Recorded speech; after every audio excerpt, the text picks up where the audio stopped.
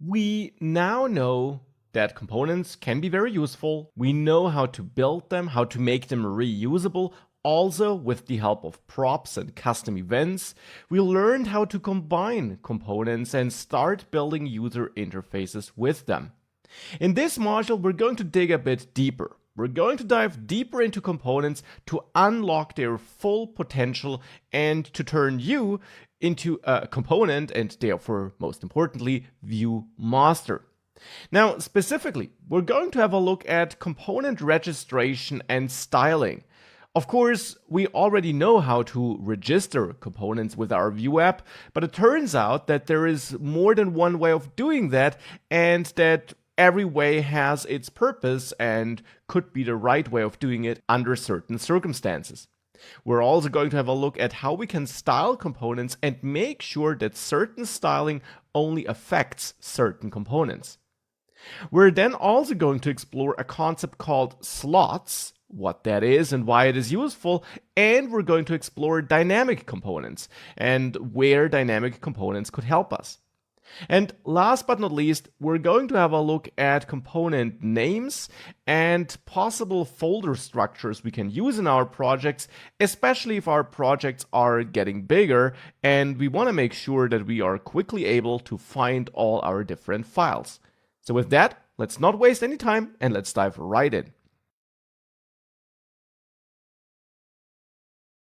I got another starting project for you, which you'll find attached to this lecture, of course. In there, run npm install once you downloaded it to install all the dependencies. And then with npm run serve, like always, you can bring up that development server and see this application on the screen. And here is what you should see on the screen once you load that. It's a very basic dummy application. It has no real purpose and it also has no interactivity. We can't do anything on this page as a user, but it allows me to dive deeper into components and show you some other core features. And we're then going to build a complete application from scratch and a more realistic application, of course, in the next module once we covered those important features we're going to talk about in this module. So let's dive into those features and let me quickly walk you through this dummy application here so that we're all on the same page. In main.js, I'm importing and registering a couple of components, the components you find here. In app.vue, I'm using the header component, this badge list component, and also the user info component. To user info, we're passing some data via props. The data here is coming from inside the data object we have in our app.vue file, so in this configuration for our main app. And then in the components, in user info, I'm getting those props and then I'm just outputting them here. I'm using the base badge component here and I'm passing more props to that. The base badge component also just has some basic markup. It's responsible for displaying these badges here, admin and author, which you can see on the screen. And in the base badge component, I just got a computed property for deriving this dynamic CSS class object, which is bound to the class attribute here. And I also got some styling. Actually, I got some styling in a couple of those components. The badge list component just shows all available badges in an unordered list. So here we're using the base badge again. So we're not just using base badge in the user info, but also in the badge list component. And the header component is a very simple component where I just render and style the header we're seeing on this page. So let's now see what we can learn about components, which we haven't learned already. Let's start with component registration. We are registering our components with the component method on our app. And that's how we did it in all the past modules. Now, there is nothing wrong with this approach per se, but it's also not always the best way of registering components, because it turns out there is an alternative. Now, when we register components like this with the component method on our app, then we are registering those components as so-called global components. That means they're available globally in this entire Vue app. So we can use these components as custom HTML elements anywhere in this app, in the app.view file, but also in any of our components here. So they're simply available anywhere in this root app. This is of course very useful because it means we can use these components as custom elements anywhere and we don't have to think about where to use them. But it also has one potential downside. These components of course all contain some code. Now, of course here they're all fairly simple components, but still it's a little bit of template code, a little bit of scripting code. Now, this code, of course, grows the bigger our application becomes. The more components we have, the more code packages we have, you could say. And if you're registering them all globally, that in the end means Vue needs to load them all when the application is loaded initially. So the browser needs to download the code for all those components initially. This is absolutely no problem for our basic application here, but for bigger applications it could be a problem. In addition, if you register everything globally here, this can be a very long list. If you have an application with, let's say, hundreds of components, this would be a super long list, and it would not be obvious where those components are getting used. If all these components are meant to be used in multiple places, or if maybe some of these components are only used in a few places. For example, the header. This component is really only used once. It's used here in app.view. The same for user info. These are components which are just getting used once, and registering them globally therefore works, but is a bit redundant, you could say. We're just having these components so that we can outsource our code and keep our app.view file lean, because that's the idea behind components. We want to build complex user interfaces by combining multiple building blocks. And that's why we also have another way of registering components. Despite registering them globally with this component method on our app, we can also register them locally in the component where we plan on using them.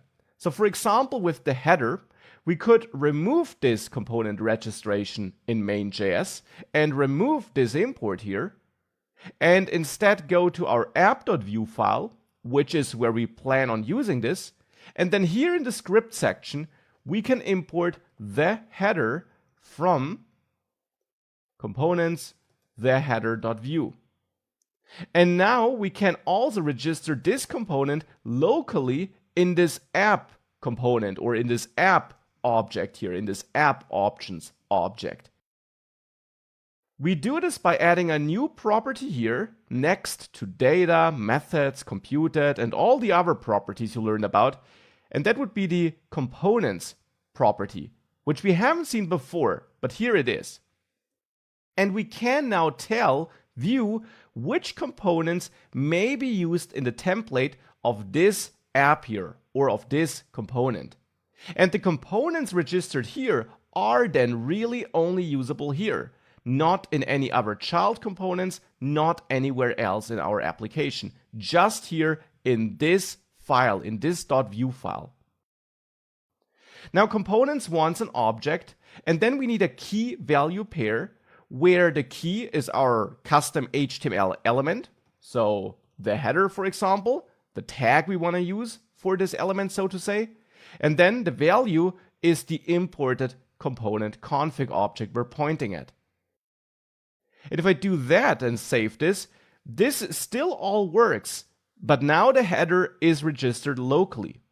And you can actually also write this differently. This is perfectly fine, but you can also use the header like this as a key here, as a property name, and you will still be able to use it like this in your template.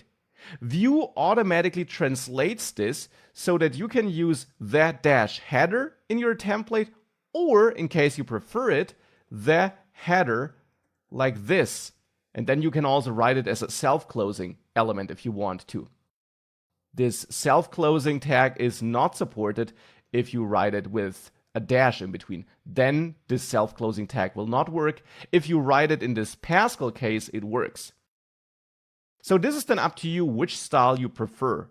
I will stick to the header because that's the style I've been using before, but you could now also use this Pascal case style. When you register it like this, both is possible.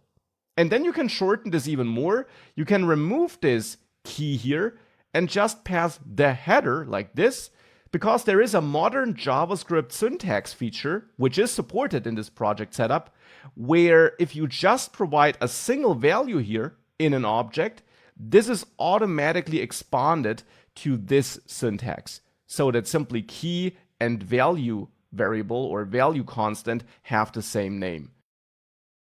So you can then just write the header, and this will register the header component under the header identifier, and you can then use the dash header like this, or as I explained before, use this Pascal case if you prefer that.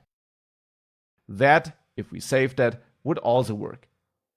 So this is how you can write your components and use your components, and this is local component registration. And of course, here in this demo application, the header is not the only component we can register locally. If we have a look, the user info is also a component we simply use here in our app template. The badge list would be another candidate. We also only use that here in our app.view file.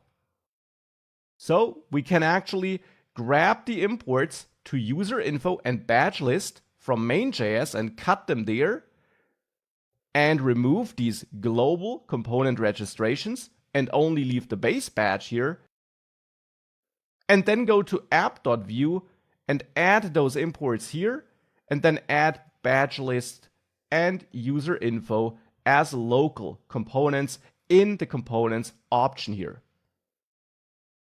And this code should still work because I didn't change those names here. Now, this components option is available in any config object, not just in app.view. You could also register local components in one of your other components if you had local components that would belong there. But in this app, that's not the case. We're now left with the base badge component, which I'm still configuring globally. And this is a component I want to keep as a global component because I'm actually using it in multiple parts of this app. I'm using it in the badge list component and also in the user info component. And whenever you have a general purpose component, which you're using in a lot of different places, whenever that's the case, you typically want to use a global component. At least you want to consider it. Of course, you could also add it as a local component to multiple other components, if that makes more sense, but using a global component also often is correct in such cases. On the other hand, if you do have components which you only use in one other component, let's say, then you might want to consider registering them as local components simply to keep your main.js file short and to not register everything globally. With that, we got this working, but now we know global and local registration and when to use what. We're going to stick to this global-local theme. Let's talk about styling. We know how to add dynamic styling and so on, but I don't want to talk about this. I want to talk about component styling. You know that you can add this style tag to your .view files, and in here you can set up some styling. Now, maybe you remember that earlier in the course, I mentioned that no matter where you added your styling, it would always be treated as global styling that affects the entire app. So if I define a section h2 style here in the badge list.view file, this does not, important, this does not mean that this styling would only affect this template. Instead, indeed, it affects all files. And I can show this to you. In the header.view file, I'm selecting the header element by its tag, and I'm applying a certain style here. Now, in user info, I'm wrapping this h3 tag and my base badge with a div, and actually using a header element here makes more sense semantically, in my opinion. But if I switch to a header here, you will see that now I get the header styling being applied here in my user info component as well. And that, of course, breaks my style there. Now, this is happening because I do have my header styling set up in header.view. And as I explained, even though it's set up in that file, it affects the entire app. Sometimes this is what you want. For example, in app.view, you typically do define your global application-wide styles, like setting the body or some font family. So styles that should affect everything in your app typically are defined in the style tags of your app.view file, since this is your entry point of the entire application. But if you have styles in individual components, it often would be nice if you could scope these styles to those components to ensure that they really only affect the template of the component in which you defined them. And Vue supports this. There is a scoped attribute which you can add to that style tag. And if you do add it, that tells Vue that the styles defined in here should only affect the template that lives in the same file and no other component. No child component, no sibling component, nothing else in your app. And we can do this in all those components therefore. So in the header, I add scoped. In user info, I just added it. In base badge, I'm going to add it here. And in badge list, I'm also going to add it to make all those styles scoped. And if we do that, you see now we no longer have this style, this header style being applied here. We also see that some styles broke because I relied on this global sharing, but I actually rather fixed those broken styles than having this side effect of being restricted which element I can use where, or of being forced that I have to ensure manually that styles don't spill over and destroy my layout. So therefore here in user info, I'm simply targeting section header here to fix the styling in my user info header. And regarding the available badges here in badge list, the problem is that the section lost its styling because I did define that styling here in user info. Well, I'm simply going to copy that over to badge list, add it there, save everything, and it's back. So that's scoped styling, a super useful feature to make sure that your styles really only affect the component in which you're defining it. Now, in case you're wondering how Vue actually implements this, if you inspect this with your developer tools in the browser, you will notice that Vue achieves this by giving your elements special attributes, like this data-v-something attribute. Now this is added by Vue, and you see in the styling, actually Vue changes your selector behind the scenes, like this header selector here, to actually now be header plus this generated attribute. And since every component's template will receive its own attribute, this ensures that styling is scoped to that component's template markup. That's how Vue implements this behind the scenes, with this custom attribute and by adjusting your selectors. There is another cool feature when it comes to Vue components, which, once you know it, will give you way more options of structuring your code and splitting your code into multiple components. And that would be the feature of slots. Now, what are slots about? Let me show you an example. In user info, we have this section with a header and a paragraph. In badge list, we also have a section with some content. Now the content is different, but there is one important thing which both components, badge list and user info, have in common. And that's the section, but actually not just the section, but the section and the styling that's being applied to that section. You might remember in the last lecture, I copied the styling to ensure that the section has the same style in both components. Now, of course, an alternative would have been to simply make section a global style, here in app view where the style is not scoped. But another alternative would be to create a standalone component which simply contains the section with the attached styling and which then is flexible regarding the content it receives. That could be something like a base card component. Now the name is up to you, but I'm naming it like this because I want to create a certain look which is sometimes referred to as a card look in the web. Basically, this look of having a drop shadow and rounded corners, this is often referred to as a card look. And I'm going to create a component here which encapsulates that look so that we can easily reuse it wherever we want.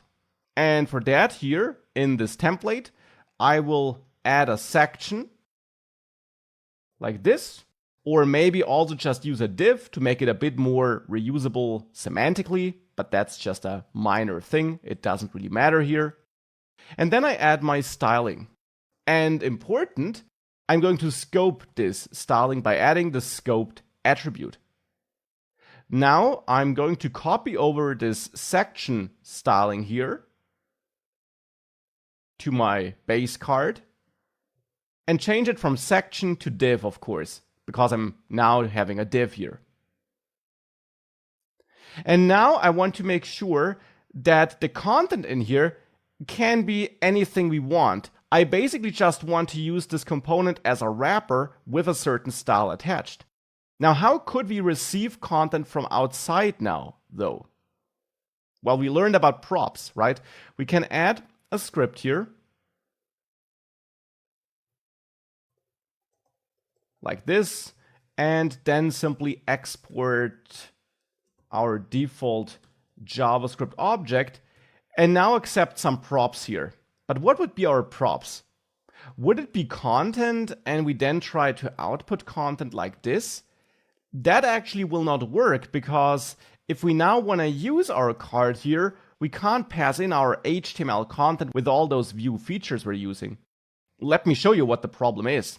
Let's say we register this globally because we're going to use this card in multiple places. So here in main.js, we're going to register it like this. And then here with the app component, we have our base card like that. And now in user info, I want to use it. So I want to, in the end, wrap my content here with base card like this. I'm not replacing the section with it, but I put my base card into it. And I'm wrapping this content with base card. This is, however, not how props work, do they? If I save that, I now lost all the content because Vue doesn't know where to render this. I added it between the tags of a custom component, and, well, how would Vue know what to do with that, where to output it? After all, our custom component has its own template. Yes, it has a content prop, but, well, Vue doesn't know what's in there. Now we could, of course, set content here equal to a string and pass this content here as a string to content, but then this would no longer be able to use Vue features.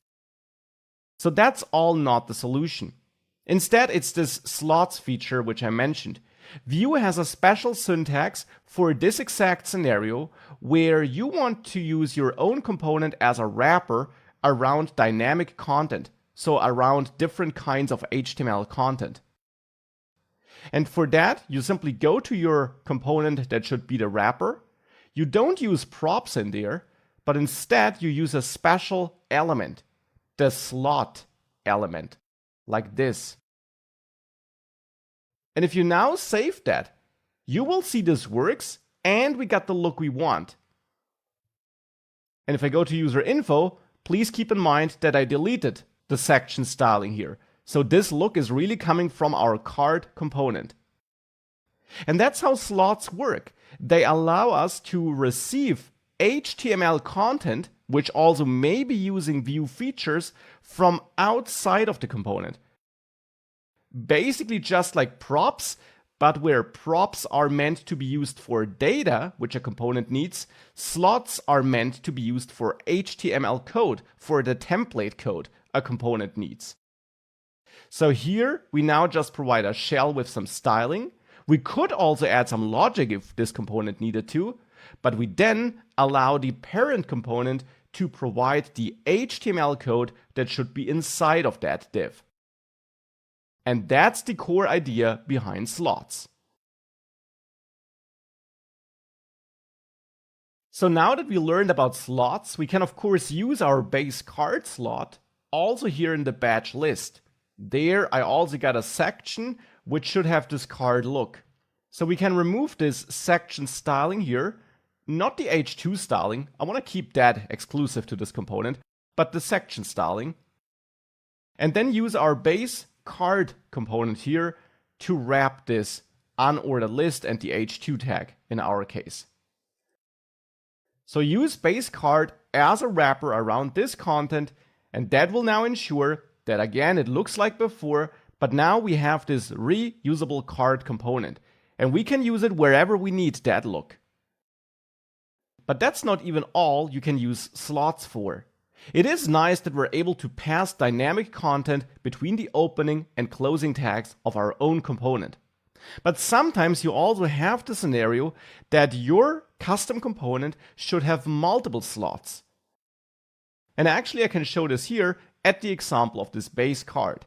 At the moment it has one slot, but it would not be unrealistic that it should have two slots. Let's say one slot for the header and one slot for the main content. So here in base card we could add a header component to ensure that we always have the same structure for every card, for example. And then here we also want to add a slot, like this.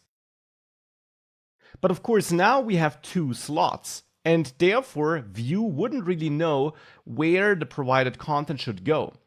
So that's why, if you use more than one slot, you can add names to slots with the name attribute on the slot element. And here we could give this a name of header, but that name is up to you. Can be anything. Doesn't have to be the wrapping element's name. You don't have to name all slots. If you leave one unnamed slot, that will be the default slot. But you must only have one unnamed slot. And now you can assign the content to the different slots. For example, in user info, we could now go to our header here. And now here, I want to tell Vue that this content, the h3 tag and the base tag, should go to the header slot. And for that, you wrap it with a template tag, which is a default HTML element. And on that template tag, which holds the content that should go into your named slot, you add a special directive, the vSlot directive. The vSlot directive can be used to let Vue know where certain content should go to. Now you let Vue know where the content should go to by adding an argument to this directive, which you do by adding a colon and then the name of your slot. Now I have a named slot with a name of header here, and therefore we can add header as an argument here.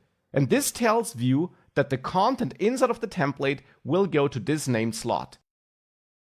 Now as a side note, the template is a default HTML tag which doesn't render anything to the screen though, which is why we use it as a container here. Now if you then have content left which is not in a template with vSlot, that content will automatically go to the default slot. So if I save that, it looks almost like before, but we can tell that something changed because now the label, the badge here, is no longer next to the name. And it is no longer next to the name because we no longer have the header here in user info. Instead, we have the template where we send this content into the header of base card. And since the header styling, which was responsible for placing the badge next to the title, is still in user info and is scoped to this component, it does not affect the header in base card. We're going to take care about styling in the next lecture though. Before we do that, however, let me go to badge list, and here I want to send this h2 tag into the header. So again, we need a template, wrap h2 with it, and then add vslot header. You can also be more explicit about the fact that this here, the rest will go into the default slot by adding a template here, adding a template around that, and then adding vslot default. Default is a reserved name, and like the name implies, it always targets the default slot. So I'm going to do this here, and also in the user info component to be very clear about which content goes where, and to make it obvious that I did not forget to assign this to any slot, but that I want this to go to the default slot. So that's why I add this default slot template to both user info and badge list here. But with that, that's what we got. Now let's explore the styling here and let's see how we can fix this when working with slots. Slots are a powerful feature, but now we broke the styling. We broke the styling of our user info component here, where the badge should be next to the title, because we previously targeted this header here to apply our styling. Now, we're sending this content into a header, but into a header of a different component, of the base card component. Now, you could think that the content that's sent into a header is defined in the component where this styling is scoped to, and therefore the component it's being sent to, the base card component, should be affected by this styling as well. But that's not how Vue works. There is a very simple rule. When working with slots and when sending content into other components slots, nothing changes about what you learned regarding scoped styles, availability of data and props, and so on. For example, full name, this prop here, which we have available in user info, is also still only available here in user info. It's not available in base card, even though we are sending this markup to base card. But Vue.js will analyze, compile, and evaluate this template before it sends the content to the other component, so to say. So therefore, here we have access to whatever is defined inside of user info, and the styling defined here also affects this markup, but not the markup of any component we might be sending our content to. That's how this works, and that's why this header style here does not affect the header in base card.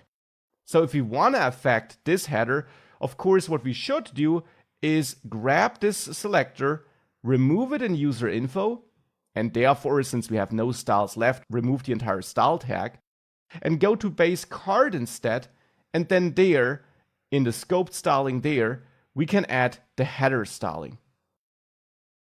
And with that, we got the look from before, because now we moved the styling to the appropriate place. So slots clearly are an important feature. They give us way more flexibility and allow us to do things which we can't really do or which we can't really build without slots. Now, I'm not done with slots though. There is more we can cover about them. For example, you can provide default slot content. So with that, I don't mean that you have a default, an unnamed slot, where content will go that doesn't target a different name, but I mean that if you have a slot which receives no content, that this slot can then render some default content. For example, here in the header, we can add default content by adding content between our slot tags here. Let's say a h2 tag here, where I say that default, just to show how this works. It doesn't make a lot of sense for this specific component, but you definitely can have components where some default content might make sense. Now, if you add such an element, if you add content between your slot tags, by default, this will not be visible right now, because all the places where I use the base card do provide content for the header slot. Both the badge list as well as the user info component both provide content for the header. But let's say the badge list wouldn't have its vslot header template here. So it doesn't provide any content for the header slot. If you remove that, you see now the default in that component, because now the slot fallback content, the default content of that slot, is being shown. And that, of course, can be useful for certain components. Now, we can argue if it's useful for this specific component though. Why should a card, which should just act as a wrapper that gives us some visual styling, why should that have a default title? After all, you don't know what the content that will be passed into the card will be about. So rendering some default title probably doesn't make a lot of sense. I'll still leave it here for reference, but of course it is just an example. But you can, in such cases where you don't know if you really need that slot element here, you can also use another nice feature. If we wouldn't render this default fallback content, our badge list card doesn't have any title. But if we inspect the HTML markup, we of course see it has an empty header element. And whilst we don't see that on the screen, this is not ideal semantically. Having an empty HTML element lying around in the DOM, I don't know, I don't want to have that. You can utilize another cool feature here. In the component where you define slots, you get a special property provided by Vue. We can see it if I add the mounted lifecycle here. Let's then console log this $slots. $slots is another built-in property provided by Vue, and it holds information about the slot data this component receives for its different slots. So if I save that, open the developer tool and there the JavaScript console and reload, we see two console logs here. Why do we see two?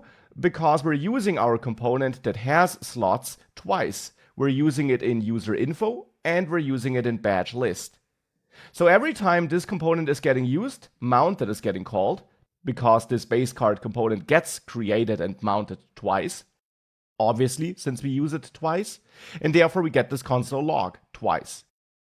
Now, the interesting thing is, in those objects, we have access to the different slots we're providing.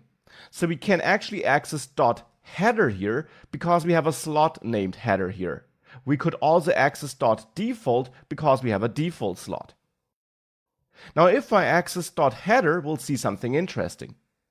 If I reload again, we also see two outputs in the end, this one, and we see two outputs for the same reason as explained before. But the interesting thing is that we see this strange output here once, but that we see undefined the other time. Now, undefined here is coming from the usage of this base card component in the badge list component. There, we're not providing content for the header slot, and therefore in base card component, when I try to access this provided content, so to say, I get undefined when this base card component gets created for the badge list. And now that's something we can utilize here. On this header element, we could add vif and check if slots header is truthy. So if it's undefined, it will be falsy, and therefore this header element will not be rendered. So if I now save that and reload, we get the same log. But if I inspect this badge list component, you now see the header is gone. And that's just, of course, a minor improvement. It's also definitely a bit more advanced, but I hope you understand what we're doing here. With $slots, we can check whether we do receive data for a specific slot, and if we don't, we could use that information to not render a certain element. The header still works fine in the user info component. There, the base card outputs the header, because there, for the usage of base card in user info, we do provide content for the header. It's just the usage and badge list, where we also use base card, where we don't provide header content, where therefore we remove the header. That's how we could use this $slots information. And now there's one additional thing about slots which I also want to mention. In the places where you use the component that offers slots, so in our case in batch list and user info, we do provide slot content with this template and the vslot directive. Just as for vbind and von, there is a shorthand for vslot. You can absolutely write it like this, but you can also replace it with a hash symbol. So hash header also means the same as vslot : header. And that's simply a bit shorter. We can do the same here for the default slot, and of course we can also do the same in the batch list and target the default like that. So we can write this in a bit of a shorter way, and with that we got the same output as before. We got no error, everything works, but now we're using this shorthand here. Now slots are an important feature, and as you can tell by now, also a quite powerful feature, and you can do a lot of things with them in Vue, as you can tell. Now there's one last thing about slots which I also want to mention here. It's definitely advanced, but it is worth knowing about it. For that, I'm going to create a new component, courseGoals.view, and I'm going to add a template here. And in that template, I want to output a list. And for the moment, I'll not care too much about the styling and so on. I just want to focus on this slots feature, which I want to show to you. So I have an unordered list, and I have a script here defining my config object for this component. And in there, let's say we have some data. And we have some goals in here, which of course could be dynamic, but for the moment, I'll just define them like this. Simple strings like finish the course and learn Vue. So definitely nothing too fancy here. Now, of course, we can render list items here with v4 by looping through our goals as you learned it. We can also add that key and set that to our goal, for example, so to that string, assuming that every string is unique in this array. And then, of course, we can output our goal here. And now we could go to app.vue, for example, there import this newly created component. So import course goals from /components course goals.vue, and thereafter register it as a local component so that we can then use it in the template here. So let's do that. And I will simply add it here, course goals, like this. So now I added my component here, and hence we see the goals here. And as I mentioned, the styling is off, but that's not the focus here. Now, what does this have to do with slots? Sometimes, if you're building a component which you might want to share with other people, with other colleagues, or which gets used in different ways in a bigger project, you want to make certain aspects of that component customizable. For example, here we could have this component which has the course goal data, which maybe also has more logic related to that, and which then takes care about rendering those course goals to the screen. But there's one thing which you might want to make customizable, and that is the content of every list item. With that, I mean if you just have the text in the list item, if you maybe have a h2 tag in there, maybe multiple elements. So maybe you want to make that customizable so that this course goals component could be used in different parts of the app, but the content of the list item could be different every time it is getting used. Now for that, we could of course think about using a slot here, right? We could enter a slot here. And if we have a slot here, the content, the HTML markup, which is passed to list item, can be defined from inside the place where course goals gets used. And that sounds exactly like what I'm trying to do here. So in AppView, where I'm using course goal, I could now pass in my content for course goals. And I could say that I want to have my goal text inside of a h2 tag here. But that's now where the problems start. Yes, I can pass in my markup, but I have a big problem. I don't have access to the individual goal for which this list item is getting rendered. This goal variable is only available here inside of course goals. But the markup, which should be output in here, is getting passed in from app.vue here. And here I don't have access to this goals or goal variables, which I'm using in course goals. And for this specific scenario, where you want to build something like that, Vue has another feature. It has scoped slots. Now, what are scoped slots about? The concept of scoped slots is about letting you pass data from inside the component where you define the slot to the component where you pass the markup for the slot. And you do that by going to the component where you have the data and where you define the slot. And then on the slot, you can add a prop. For example, goal. This name is up to you. And you can also bind it with vbind or with the shorthand to a dynamic value, in my case here to goal. And to avoid naming confusion here, I'll name this item, though you could absolutely also use goal. That would be okay, but to make it clearer, I'll name my prop item here and pass this goal, which is created for every iteration, to item.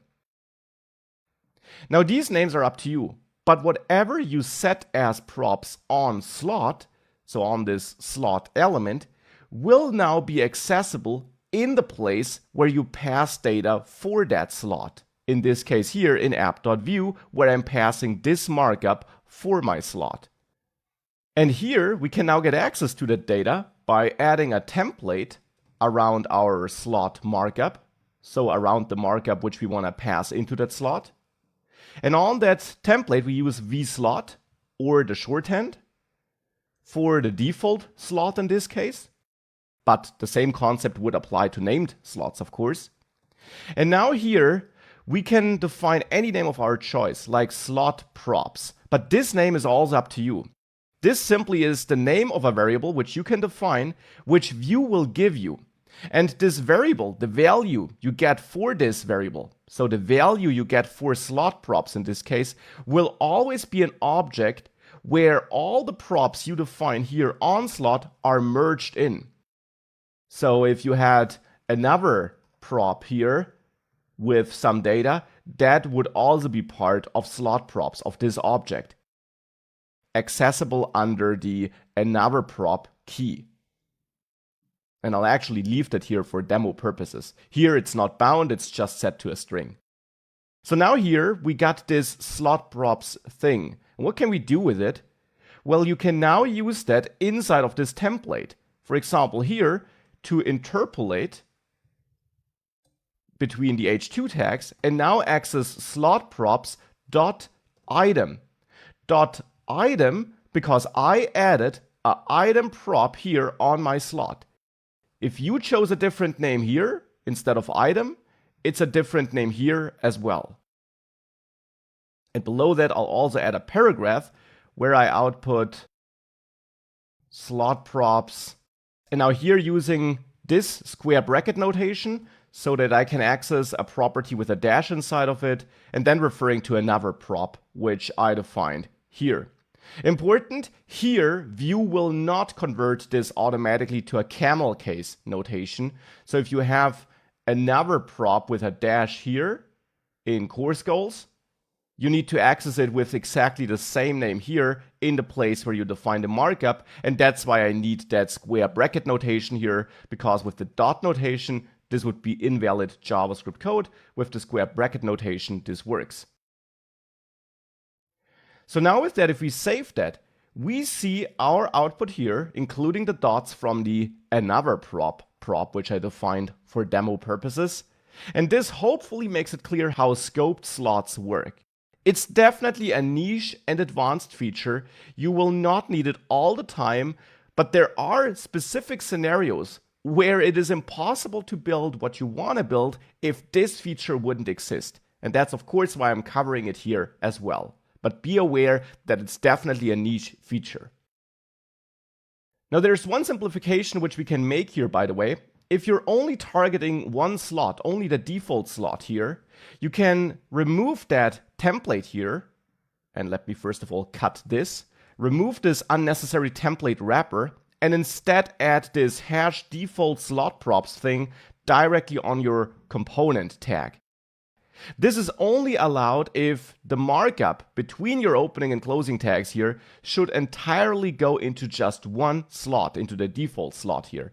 Then you can use this simplified code here As you can see, it works. And then this is the shortest way of writing this in the end. And that's now really it for slots and also for scoped slots. I know it's a lot. We'll see it in action throughout this course in various projects. And the scoped slots feature, as mentioned, is also a very advanced and niche feature. Time to finally leave slots. In app view, I'm going to remove all those components I've been using thus far, except for the header, because I now want to clean up the UI. I will leave the files here though for reference. But now let me quickly create two brand new components here, which have nothing to do with this dummy code we used before. Let's say we have a manage goals.view file and an active goals.view file. Manage goals could be a component where the user is able to add new course goals, and active goals is a component where all added and active goals are displayed.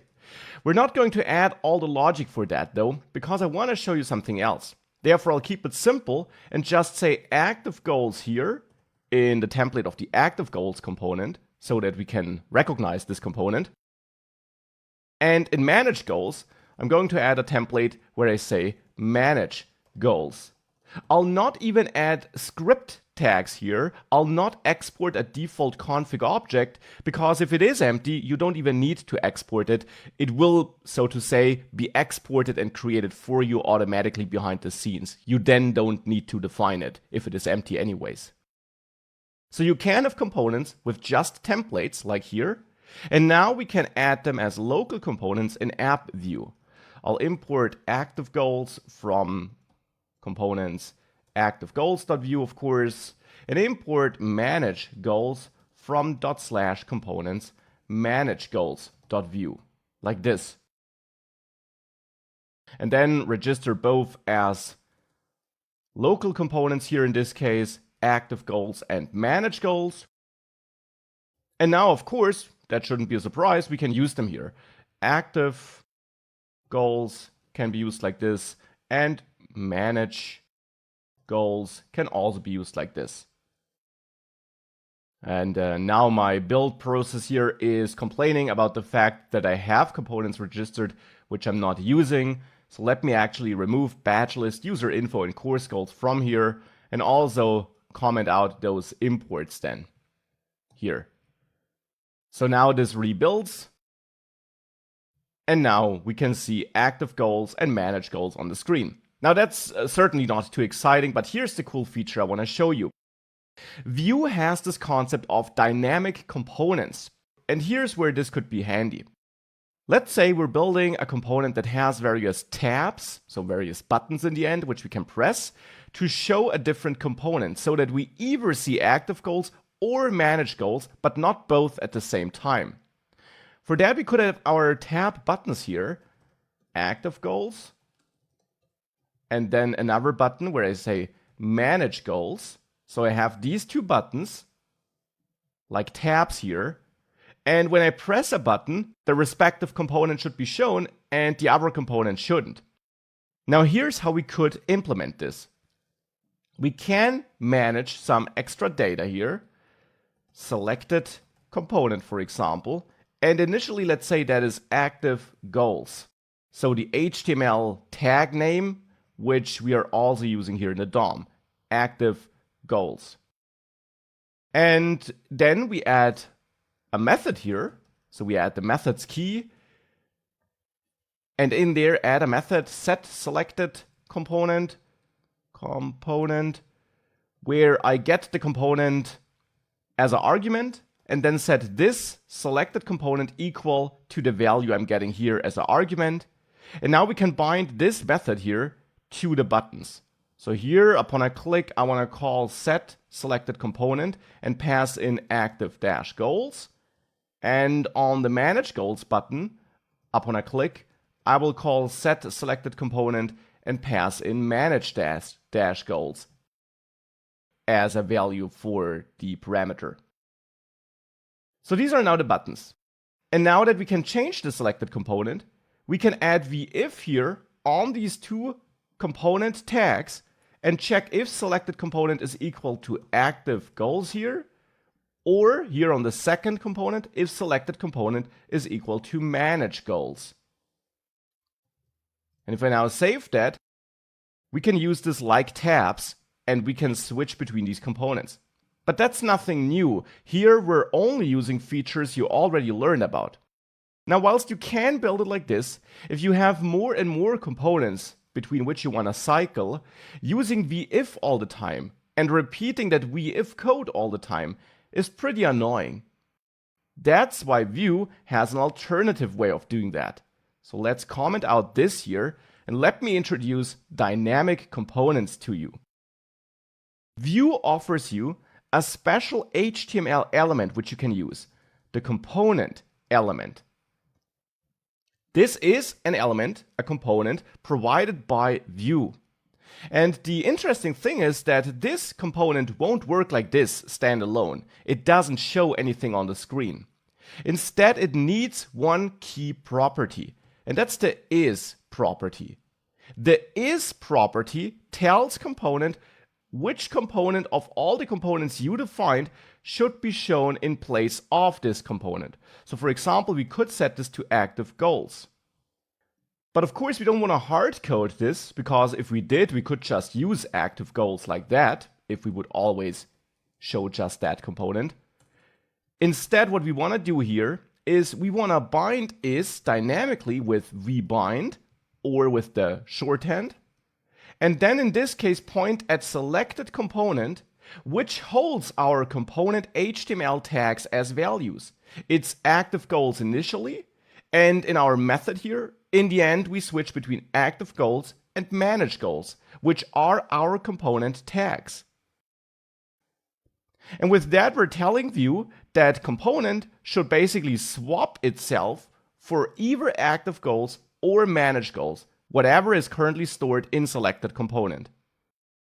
So with that, if I reload, I got the same behavior as before, but now with less code, without multiple VIF statements, which of course makes our life as a developer easier and means that we have less code to write. Dynamic components are definitely an interesting feature, which can help you add certain features to your apps in an easier way. But here is an additional thing you should know about dynamic components. Let's say in manage goals, we had an input field. Let's actually say we have a wrapping div here, like this. And then in here, we also have an input field where the user is able to enter some goal name. Now, this is just a dummy input field. We're not doing anything with its value here, but it would be realistic that we have one component or multiple components where the user is able to enter something, and that we then load this component dynamically with component. Now here's the problem we'll face with that. In manage goals, we have the input field, but if I enter a goal here, and then before I save it, I decide to go back to active goals, and then I come back to manage goals, you see what I entered is lost. And the reason for that is that when we switch our components, the old component is really destroyed and removed from the DOM. And that of course means that anything we entered here into this input field is lost if we switch away, because the input field is removed from the DOM. And when we go back to manage goals, a brand new input field is added again. Now, this is maybe not what you want, and Vue has a solution for that as well. It has another built-in component, the keep-alive component. And you can wrap that around your dynamic component. So keep alive works together with this component, with this dynamic component concept. And it does what the name implies. Keep alive allows you to tell Vue that components should not be removed and deleted entirely, but that instead their state should be saved, that they should be cached behind the scenes. So with keep alive added here, if we go back and reload, if I enter some goal here and I go back to active goals and then back to manage goals, this text is still here. because behind the scenes it was not entirely deleted, but Vue kept all the information around, ensuring that we're not losing this content here. And it depends on what you're building, whether you want keep alive or not, but it's good to know that it exists. Are you ready for more Vue component features? We're slowly getting to an end of this module though, promised. And you already know a lot of the core features you gotta know. But here's another nice feature which sometimes can be very nice to have. Let me stick to this manage goals component, even though it's not super beautiful. And let's say here we have a button where I have a text of set goal. And when this button is clicked, I wanna save my goal. So for that, I'm going to add a script here in manage goals and add a method. And I'll keep it very simple here. I'll name this goal, this method set goal. And in here, I then want to check what's inside of the input. And if it's empty, I want to show an error message to the user. If it's a valid goal, we'll not do anything here because I want to focus on that error part and on the error message. So here we point at set goal. And inside of set goal, we can get our entered value with help of refs, for example, or with vModel and two-way binding. But here I'll bring back that ref concept, add my ref key to the input element, and give it an identifier of my choice, in this case goal. And then here with $refs.goal, we can get access to this input element, and therefore with .value, we can get the value the user entered.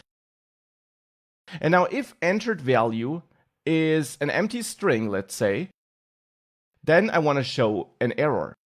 Now here in the browser, we can use the alert function for that. Input must not be empty. That's a message we could output here, and the alert function is available in the browser like that. So if we now save that and go back, here in manage goals, we now have a button. And if I enter nothing here and I press set goal, I get my alert here. This works, but in most applications, you probably don't want to show an alert like this. This built-in alert is not really nice to look at. It probably doesn't fit the styling of the rest of your application. And therefore, this is maybe not what you want to do. Instead, maybe you want to build your own alert, your own modal, so your own overlay dialog, which you want to show. And that's exactly what I'll do here. I'll build my error alert.view component here, and that will be a very simple component which uses the built-in dialog element, which is a default HTML element, to output some content. And actually here, we could use some slot content to be flexible regarding what's shown in that dialog. Now I will add some scoped styling here real quick, targeting this dialog, giving it a position of fixed top 20 VH to move it 20% down from the top of your window, left 30% here, whoops, like this, and give it a width of, let's say, 40%, so that we have a centered dialog here in the end, and give it a background color of white and a box shadow to have a light drop shadow here in the end. But that's just some basic styling. I'll also add a padding of 1 rem, and that's it for now. You can definitely style this in a more beautiful way, but that should do the trick for now. So now we have this dialog where the exact content inside of it is flexible, thanks to our slot here. So now in manage goals, I want to show that dialog if the user entered something invalid. How could we do that? Well, we could use vif for that. We could manage some data here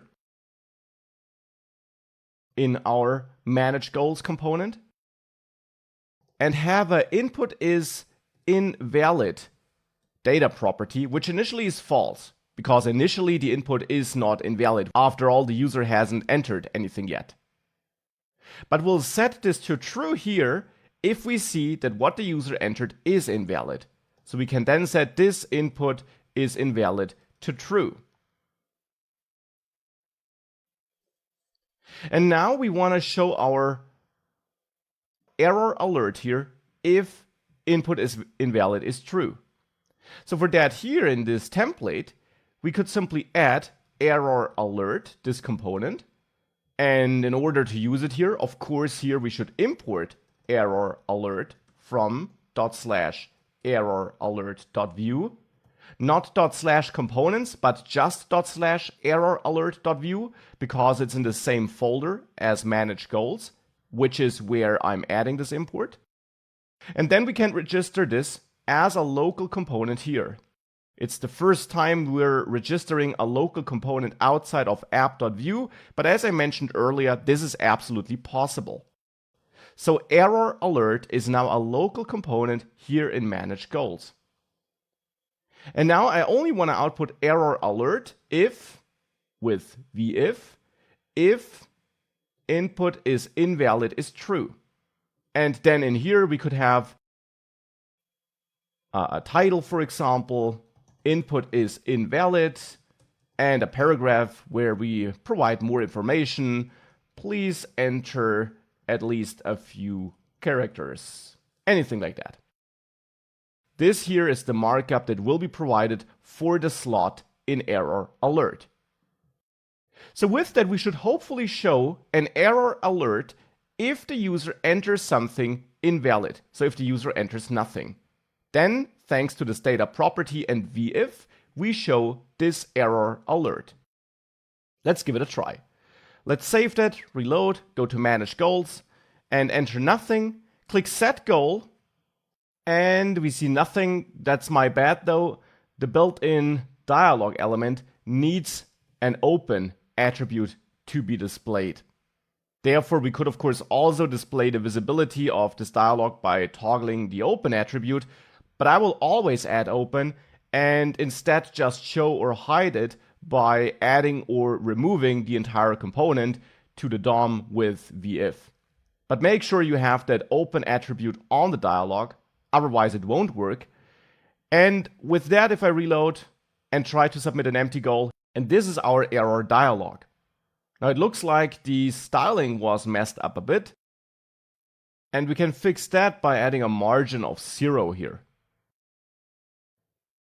If we do that, we should have that centered dialog. But it's not so much about the styling anyways. I mean, that can still be improved. But we see that we can now open our custom overlay like this. And of course, we could tweak it in more detail, but this is already a useful pattern to be aware of. We can also make it closable now by going to manage goals, where we do pass our markup to this component. And for example, there we could add a button, OK, which we can press to handle this error. And upon a click on this button here inside of manage goals, we can trigger another method, confirm error could be the name, where we simply set input is invalid back to false to give the user another chance. So confirm error is now triggered upon a click on this button. This is also showing you, as a side note, why the concept of slots is so powerful. We can add the content for a totally different component in the component where we have all the logic for showing the error alert component. So we don't need to pass data around with custom events which the error alert emits here. Instead, we can handle everything here in the component where the error is generated, and yet hand off the styling and the markup of that dialog to a totally different component, which is a really nice way of splitting responsibility, if you want to look at it like that. But with that, if I now reload again, and I confirm an empty goal, we now also got the button to close this dialog. And that's very useful. But this again is nothing new. It's just a nice pattern to see, which is also not bad, but this is not showing any new feature. Well, we're going to dive into a new feature next, because our current implementation has a slight problem. So what's wrong with our current error dialog here? Well, if I open it, visually, everything is all right. But if I inspect this here, we can see a problem in the HTML markup. Here's our dialog, right? It's below the button, input, and the H2 tag. And it's below there because that's where we added it in the template of manage goals. Now, visually, as I said, everything works, but semantically and from a HTML perspective, having this element, the dialog, which actually is treated as an overlay to the entire page, having that nested here in our HTML code is not ideal. It works, but for accessibility, this could be strange. You could also run into some styling bugs here. And it might simply make more sense if that dialog wouldn't be down there, but if instead, let's say, it would be somewhere here. It would be inserted at the root of our HTML tree and not deeply nested inside of it. Really just for semantic and also partly accessibility reasons. And this is something which is easy to achieve with Vue and a feature called teleport. Teleport is a built-in Vue component, just like component and keep alive. You can wrap your to be teleported thing, so your to be rendered somewhere else thing, in this case the error alert, with that built-in teleport element, which again is a built-in component Vue provides to you. Now, how does teleport work, or what do you do with it? Teleport wants one prop, one attribute, the to prop. And here you provide a CSS selector selecting an HTML element on your entire page where this content should actually be added to in the HTML markup. So logically, it still belongs to this component. You can still interact with methods in that component and so on. But it will be rendered somewhere else in the DOM structure. And here, for example, we could select the body element by just referring to the body tag. You could also refer to an element by ID selector like this. You just pass in a regular CSS selector here. And here I'll go for the body tag, which means please render the content of this component, the actual HTML markup that should be added to the DOM, please render it in the body element, directly in the body element, and not deeply nested in this HTML structure as it was happening before. So if I save that and reload and generate this dialog, it looks like before. But if we inspect this now, we see this dialog is now at the end of the body section, and it's no longer deeply nested in this div and any other elements. And semantically, this can be better. It's of course a small optimization. It might not matter to you, and you don't have to use teleport if you don't want to, but as you can tell, it's super easy to use. And it may help you with the overall HTML structure and ensure that you don't just create an application that looks nice and works correctly, but that it also uses a semantically correct HTML structure under the hood. And teleport makes that easy, as you can tell. There's another feature or aspect about components you should be aware of. In some components, like the header here, we have only one root HTML element, like the header element here, and all other elements, in this case the only other element, h1, are child elements of that. In other components, like manage goals on the other hand, we theoretically have multiple top-level HTML elements, at least if I remove that div here. And it is important to know, to be aware of the fact that this is okay. And I'm highlighting this because in Vue 2, this was actually not supported. In Vue.js version 2, you were required to have one root level element per template, and then in there you could have as many sibling elements as you wanted to. In Vue 3, this changed, and now you can have as many top level elements as you want. So if you don't need a wrapping element for semantic or styling reasons, there is no reason to keep one around. This is a feature called fragments. You are allowed to have multiple top level elements now. Now let's move away from code for now, and let's talk about our folder structure and our file names here. You probably just followed along and named your files just like I did, but the question is, why did I choose the names I did choose? And is this the most optimal folder structure? There is an official Vue style guide. On the Vue website, you can find it under Docs Style Guide. And here you will get recommendations on how your code should look like, how you should name certain things.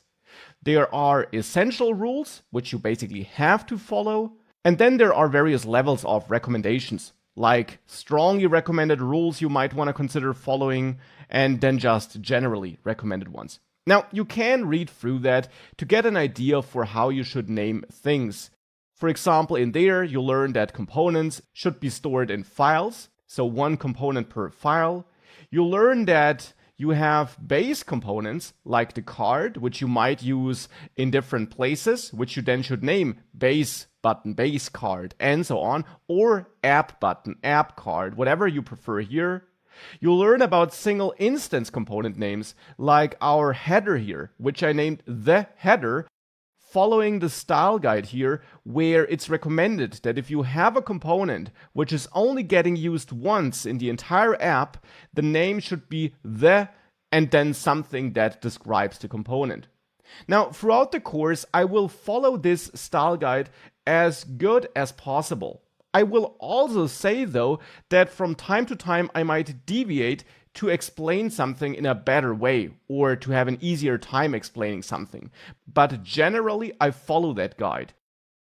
And you can go through it as well to get some ideas on how you want to name your things and which kind of code you want to write when you work with Vue on your own. Be aware, though, that these are not technical rules, but really just recommendations. So if you don't want to follow a certain rule, that is fine. It's your project. You don't have to adhere to those rules, especially if you're working on your own. If you are working in a bigger project with a team, or if you are planning to share your code with others, though, you should consider following this guide so that everyone is basically working with the same rules in mind on the code base. And that's all I want to say about the style guide at this point, because this is a course where I want to teach you Vue and where I want to focus on Vue, the framework, and the features it offers. And as I mentioned, I will follow this style guide anyways, so by just following along with the lectures and this course, you will automatically get a feeling for how to name things, how to write code, and how to write good code. Now, the style guide is one thing. It helps you write good code, it helps you name your files. But there's another aspect that you should keep in mind if you're working on bigger projects. And that is related to how you organize your files. Thus far, we have the source folder, and in there we have a components folder with all our Vue components. This is a typical structure, and there's nothing wrong with it, but in bigger projects, this, of course, will reach certain limits. If you have a project with hundreds of components, having them all in one folder can be very hard to manage. You might have a hard time finding the components you're looking for. Therefore, you might want to consider creating subfolders. For example, we could create a subfolder named base or UI for all those base components, like the card here. So I'm moving the base card there, I'm moving the base badge here. Of course, when you do that, you want to make sure that you update all the imports you're using. So in main.js, I'm now importing base badge from components/UI base badge, and the same for the base card. Otherwise, Vue will not be able to find these things and your project will break. Now that's the folder for the general base components. We could also create a subfolder inside of the components folder named layout, where we place things like the header or the footer if you have one. So therefore, of course, make sure you also update the import here in app.vue in our case. And then you might have various other components which you might want to organize by feature. If you're building an online shop application, for example, You could have a subfolder named cart, where you have all the cart-related components. You could have a subfolder named checkout for the checkout-related components. One named products for the components that are dealing with outputting products, and so on. Now here I have various demo components because this here in the end isn't a real app which we're building, and therefore I will just leave them here. But in the next module, we're going to use everything we learned about components over the last modules, and we're going to build a full application from scratch. And there you will see a proper folder structure in place to manage all the components, because there we'll then have a real application where this makes more sense. For now, just be aware of the fact that you might need to restructure your folders here at some point to keep your code manageable. That was another long module about components. But with that, we're done with components. We now know all the core features you need to know, and in the next module, we are going to practice all the features we learned in this and the previous modules by building a complete project, a complete app. Now, in this module, we had a look at component registration and styles. And you learned that components can be registered globally or locally. Globally with the app component method, locally by importing them and adding them to the components option in the config object of a component or app. You should prefer local registration for most components, but if you have components which you are using in a lot of different places of your app, then of course global registration makes a lot of sense. We also had a look at styling, and styling can also be global or scoped. Global styles affect all HTML elements, no matter in which component they are, and scoped styles only affect the HTML elements in the template of the component where you are using them. You should prefer scoped styles for most components, but definitely set up global application-wide styles, like a font family, in an unscoped style tag in your app.view file. We also had a look at slots, another key feature. Slots can in the end be used as a placeholder for dynamic HTML code, which can then be inserted from outside into a component. You can have single slots, you can have multiple slots, where you then also need names. Only one slot may stay unnamed. You can provide default content for slots, which will be used as a fallback if no content is provided for that slot from outside. And we learned about scoped slots for some advanced use cases. Slots are another key feature which unlock wrapper components like cards or dialogues, and you will see them in action again in the next module. We also have dynamic components. Dynamic components is a feature built into Vue unlocked with the built-in component. This can be used to dynamically swap it for different components you defined, and you can also control the caching of that component with the built-in keep alive component, as you learned it in this module. We will also use this feature in the next course module, so in the project we're going to build there. Now, last but not least, we had a look at teleport and the official style guide. Teleport is another built-in component which can be used to manipulate the DOM structure and control where something is added to the real DOM, whilst keeping your component hierarchy, so that will not be changed by teleport. And last but not least, I introduced you to the official style guide, and you might want to consider following that, or at least have a look at it to keep your code clean and understandable. And that's it for this module. In the next module, we're going to practice what we learned here and in the previous modules.